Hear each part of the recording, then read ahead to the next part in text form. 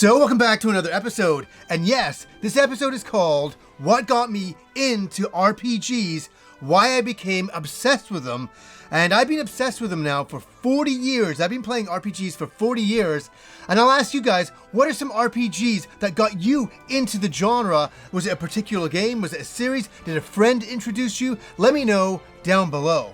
Scour! Now, I've kind of tackled the subject a little bit here and there over the years. I did an episode called I Don't Need RPGs Anymore, and I talked about it for maybe around 2 or 3 minutes in there, but I really want to dive in and kind of get this out on the table, no pun intended, of what got me into RPGs and why I became so crazy about them. Not just like liking them a little bit, but obsessing about them and playing nearly every RPG that's ever been released, and that's crazy to say.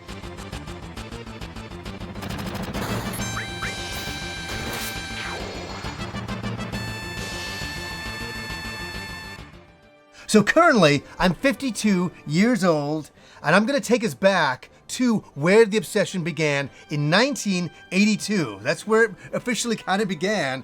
I was into Star Wars, I was a young kid, I was into G.I. Joe, I liked all that kind of stuff, but I went to my local library one day, and I found a couple of books. And these books were the first germ of my road to the obsession with RPGs, and that was with Choose Your Own Adventure books. So right here, you can choose the direction that you want to go in, and that was the first thing that kind of opened my mind up to kind of a role-playing game experience.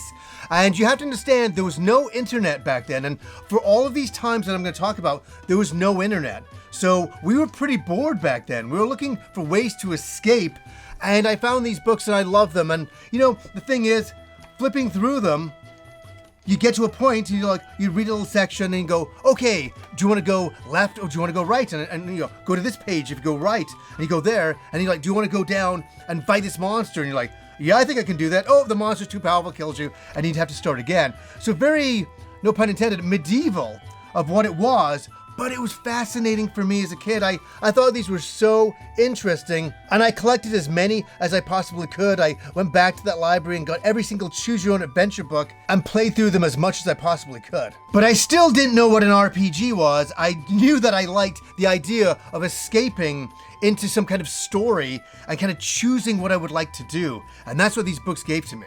And that was that. I was reading Choose Your Own Adventure books, having a bit of a good time. And then the 80s really kicked off, and this is where the 80s is amazing and one of the best time periods ever, that we got incredible movies. We got Conan the Barbarian, and I remember seeing this movie for the first time. I probably saw it in 83, it came out in like 82, and I was just completely blown away. I was like, this is so cool, the sword and sorcery, the barbarians. I loved every aspect of it, and I really, you know, as much as I enjoyed Star Wars for the sci-fi, I was seeing like medieval fantasy, and it was fascinating, you know, seeing this barbarian run around with a sword, you know, fighting, other enemies. I thought, this is cool, and I really, really liked that. And then, obviously, I would go off to see other movies of that time period, like Conan the Destroyer, which was a sequel, which I say, I'm gonna say something kind of wild here. I think Conan the Destroyer, I know it's a lot more, with the levity, a lot more humor in it. I'm gonna say, I think it's the best Dungeons and Dragons fantasy style party movie ever made. I really do. I think it's perfect. I mean, if you look back on the cast and kind of the adventure they go on, it's so something from an RPG. It's the perfect RPG movie. So if you're kind of like, oh, I wish there was a movie I could watch that was kind of like an RPG, Conan the Destroyer. I know that's arguable for a lot of people, but it's always been that way for me. And then I saw Red Sonja, and I really enjoyed that. Not as much as the Conan movies, but I still, anytime we could go into some kind of medieval fantasy world, I was totally in. And I know this movie's nothing to do with RPGs, but the never-ending story opened me up to a world of imagination. When I saw that movie in like 1985, my mind went poof. I was like, oh my God, the imagination, the fantasy worlds. I wanted to live in that world, even though that world's a little scary sometimes. I wanted to live in that world, that fantasy world, and that's where my longing for wanting to be a part of a game came in, or even being a part of a fantasy movie, but that germ, again, was created there. Now, there was many movies I just mentioned there, but there was one in particular that came out in the early 80s. I saw it in 1987. It was late at night. I think my parents were out at a party. It was just me in the basement. And I turned on the TV, and I just tuned in to a movie that I didn't know what it was.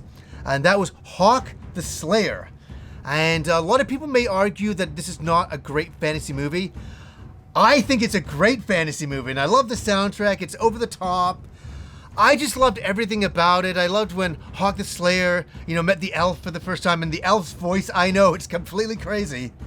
Name the target.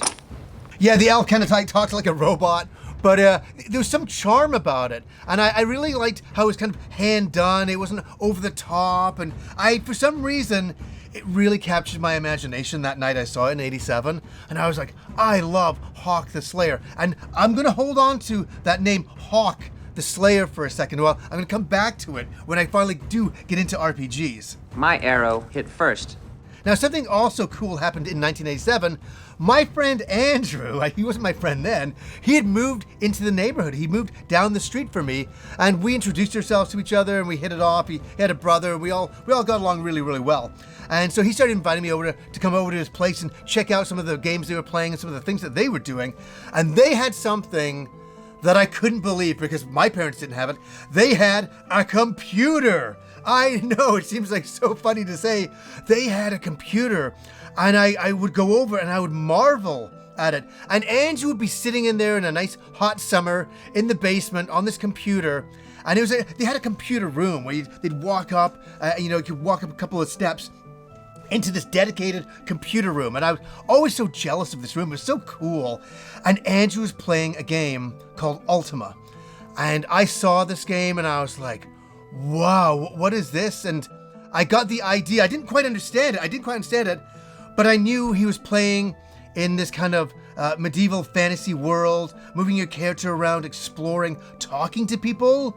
I didn't get it. And that's the thing I can't express enough. I didn't understand it. I think my parents didn't understand anything like that. That's why they never had a computer. So I was equally as dumb as them because we had no understanding of computers or these new kind of concepts. And then I went over to another friend of mine's place. A friend of mine, I'm going to mention his name right now. He's called Jeff Martell. Oh my God, I almost got a little bit emotional saying it. His name is Jeff Martell. And he committed maybe around 10 years ago. But I used to play a lot of early Dungeons and Dragons, but I am not quite there yet. But he invited me over to his place, and he would show me Bard's Tale. They had a little computer over there, and he'd show me Bard's Tale, and I was like, wow, this is so amazing. I started to kind of get the idea of it, and I always want to thank Jeff Martell for sharing all those early experiences on the computers and playing Dungeons and Dragons when I get to that later on. We had a lot of good times, so I definitely miss him. And from playing Bard's Tale, I would go home, and I didn't have a computer. And all I had was I didn't even have an NES at the time. It was still like 1987-ish time. And I was kind of starved for something to do. I wanted to play a game, but I couldn't. So that's when I created my own RPG book right here. So it was called The Bard's Tale, and I'll just flip through it and I'll give you guys a shot in here. It was basically what I had done is I created my own choose your own adventure book based on Bard's Tale. So I knew I couldn't play the game itself, so I created my own game that I could play by myself and I could roll dice. And I worked on this book for a long time because I wanted to have that experience. And you can't believe it nowadays with all the RPGs and all the things we had. Back then, we didn't have anything like that. It's a hard thing to wrap your head around, but I spent many, many nights making my own RPGs and making my own games that I could play by myself because, well, I didn't have a computer at that time. And I was always jealous of that. And that's why I've always really loved the computer experience. And especially living vicariously through my friend Andrew and his basement and my friend Jeff Martell, seeing those early games. Now, yes, I was making my own RPGs, and then I found these books right here, the Fighting Fantasy books. And these books were cool because they had your own character that you could make right here. You can make your own character, and you could fight monsters and roll dice and choose the way you'd want to go through it. And what's kind of cool is, say you have this book at school and you want to play the game, but you don't have any dice with you. they had dice right there at the bottom. So you could flip through the book and there was different dice. This is what you did before the internet. And so you could choose a different page. So you just go, what dice did I roll?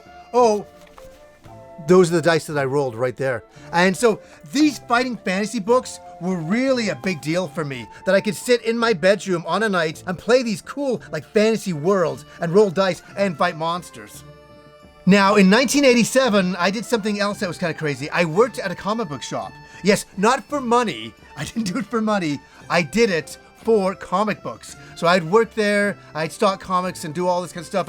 I'd do artwork and different things around the store, help customers, because I was really enthusiastic, right?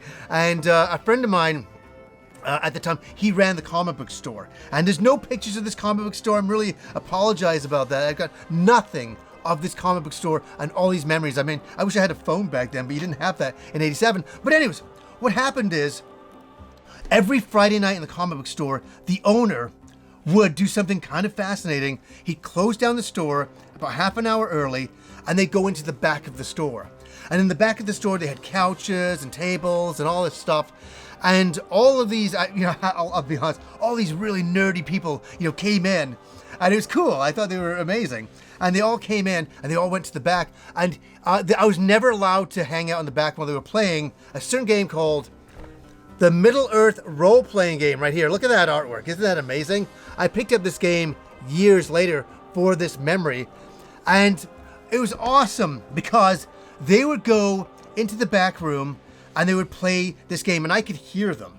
I could hear them because I'd still be in the store hanging out, reading comics or whatever, but I wasn't allowed in the back room until one day the owner let me. He says, "Okay, John, you can come in and sit down for like 15 minutes and then you got to go." And I said, "Okay." And I got to sit there and listen to this tale, this adventure that they were having with Middle-earth, the role-playing game. And they were always arguing with each other. They were always arguing. And it was such a fascinating thing. I didn't know where the game began and the arguing ended. It was just always an eternal arguing over every rule or everything that was going on. And I was fascinated. I loved that these older guys, because they were older than me, right? They were in their early 20s. And I was like 13, 14 years old at the time. I loved how these older guys were using their imagination and they were into this fantasy stuff and they were like so okay about it. They weren't, because back then it was really embarrassing to be into anything fantasy related or comic books or comic book movies or anything like that. It was like shunned on by the general population. It was. I know things are different now, but I was so in awe of these guys and I'm like, oh my gosh. Like, I love what they're doing. I love how they're being so open about it. And I was like, man, I really love what they're playing and what they're doing. And that's kind of what started it for me. And then I found out about a game called Dungeons and Dragons. And I didn't know much about it. I got some of the books, and I must admit, I would read through it, and I didn't quite understand much of it. I understood that I enjoyed the idea of it, but I didn't get it. I didn't get it at all, but I wanted to get it. And I remember inviting a friend of mine over at the time. He was my science partner. And I think we're getting into like 1988 here. And I'm like, "Hey, do you want to come back to my place to play Dungeons and Dragons?" And he's like, "Yeah, that'd be cool." And so he came over, and he's like a real intellectual guy. And I certainly wasn't. And he came over, and so we went into the basement. I remember the basement being really cold. And I remember having like a little DM screen or whatever. And I had no idea about the rules. And I said, "Okay, so you're in this dark dungeon, the water," and I was describing how the water droplets were hitting the floor and the moss and all that. I enjoyed the story aspects, but I just didn't understand any of the rules. So I kind of like fumbled my way through a game and just made it up as I went along. And it was a bit of a fun thing. And then I met all of the guys down my street. I kind of met them in 87 a little bit, but in 88, we were solidified hanging out, and that was with the Catos down the street. That's with Rob's brother, Gordman, and quite a few other people as well. And I started going over there and hanging out with them, and they were like the nerdy elite. And this is what I want to hang out with. They knew and owned all of the games. They had everything. So we would play all sorts of games. We'd play Dungeons and Dragons, Then we got into, obviously, second edition D&D, and then we got into, I got all these books later on. We played Warhammer Fantasy role-playing game. Any game that we could play, we played the Robotech, RPG book back then. The Marvel superheroes, we played this back then. And another favorite of mine from back then was Top Secret, where you could play as secret agents around the world. And I've often said that this is the time period that unfortunately defined me and made me who I was, that I was having such a great time in that basement, playing and hanging out. And I just get up at like 9 in the morning, ride my bike down there on a sunny day during the summer, and I just hang out all day. I go back for lunch, and then I come back, and we would just play role-playing games. Everybody would always be at the Cato's home, and we would just experience these RPGs, and it was so much fun, just the nerdy hangout of it all. And then I know I'm not going to go into this too much because I've mentioned it too many times in the show. And then they went down to the States, and they brought back all of the legendary games that made me get into RPGs fully as a video game form. They brought back King's Quest, Miracle Warriors, Ease, The Vanished Omens. We thought it was called Wise back then. Adventure role-playing. I always loved that in the top corner there. And of course, the game that defined me was Phantasy Star, which we won't go over again on the channel because I talked about it too many times. But it was all these experiences building into that really did it for me. But again, I didn't own any of these RPGs, and I didn't own any of the games itself that they were playing, the tabletop games.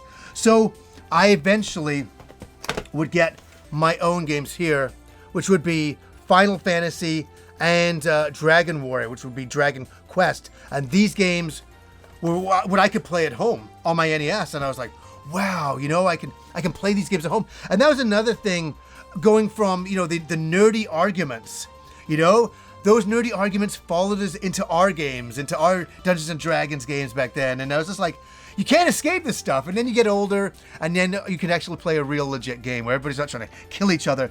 And the thing that I wanted to say earlier on about Hawk the Slayer that I mentioned, that became my name in nearly every RPG I would play going forward. I would change the name Hawk to Hawkin. I just kind of like the name, and that would be my name in every single Dragon Quest game going forward. It'd be Hawk or Hawkin, whatever I could fit in, with the amount of letters there. And that's what really made me get into all of this stuff.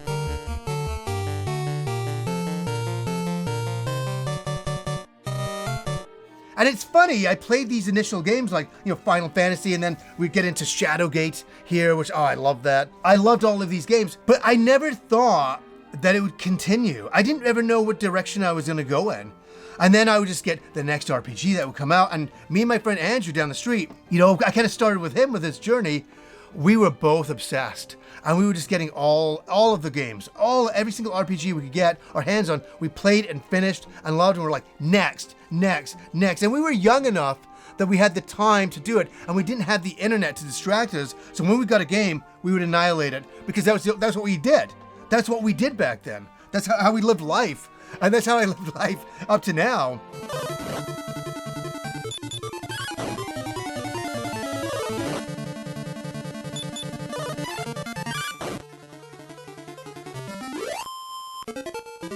I couldn't even do a video on every RPG that I finished because I don't think I would have the time.